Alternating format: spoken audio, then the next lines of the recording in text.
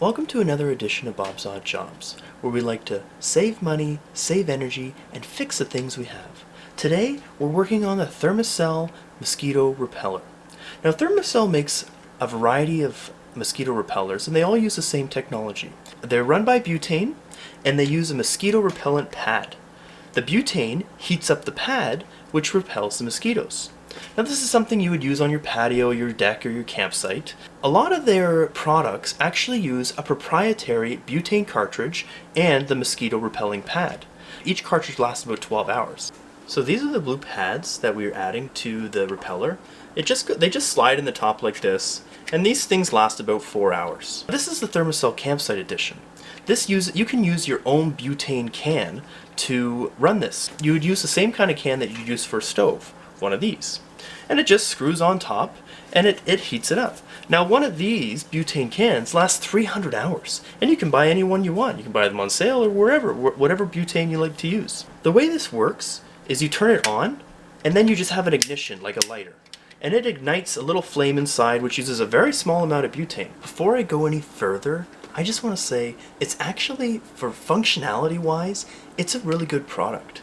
It covers about 225 square feet, which is your whole patio, most likely. I mean, if you got a really big patio, then maybe you get a couple of these things, but it works. This is what it looks like when it's attached. Now you can see the connection here actually isn't very strong. So if this falls, this can break. Mine fell off a table, and ever since that happened, something cracked inside, and when I have this attached to the butane tank, it just spews out butane everywhere. So what I'm going to do is I'm going to take this apart, and I'm going to see if there's anything I can do. Looking at one of these, it actually looks like it's pretty good quality. I mean, it's plastic, there's some metal, but you've got a brass fitting here.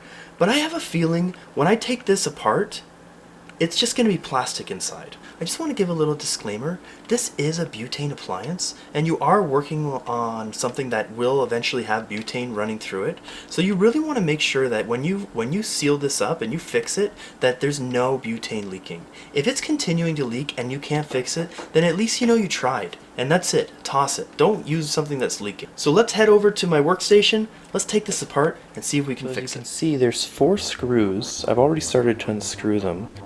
A screw in each corner. So we're going to remove those 4 screws. The only thing holding it on is this little rubber. The cap that goes on here. It's got a little rubber ring around. We're just going to pull that ring right off. And then we can slowly take off this whole piece here. So this is the inside. Now on mine, since it's been dropped, it's got a small crack.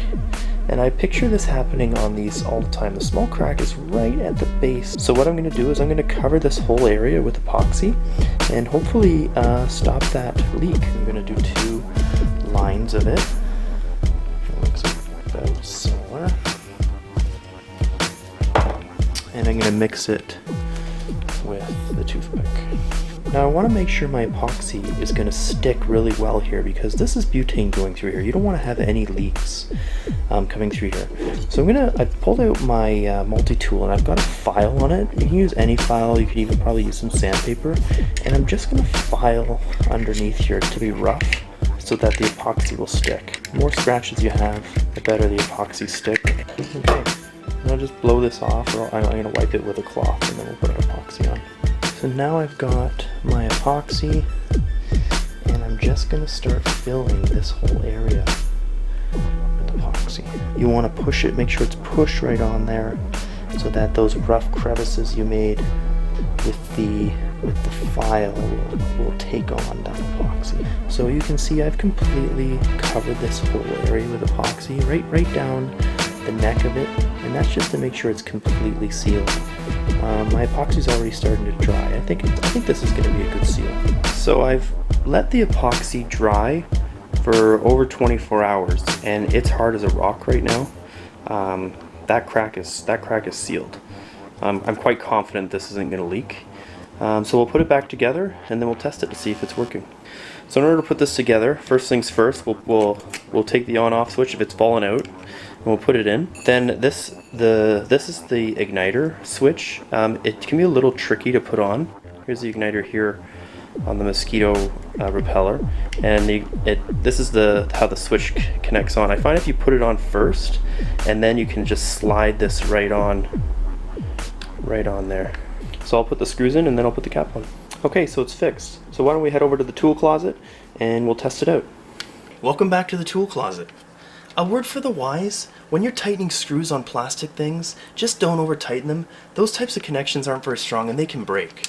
But as you can see, this appliance, it looks solid, it looks well built, but when you take it apart, it's just plastic. And that's why it broke. So I've actually attached it to my butane tank, and I already know that it's fixed because I don't hear any butane when it's in the off position. I don't smell any butane, and it looks like it's going to work. So let's turn it on and see if it's going. So I flick it to the on position, and I flick this just like a lighter. There's a little window here that you can look in, and I can already see that it's going. Again, no leaks. Excellent. Fixed. I think Thermacell had a great idea with this appliance because you can use your own butane.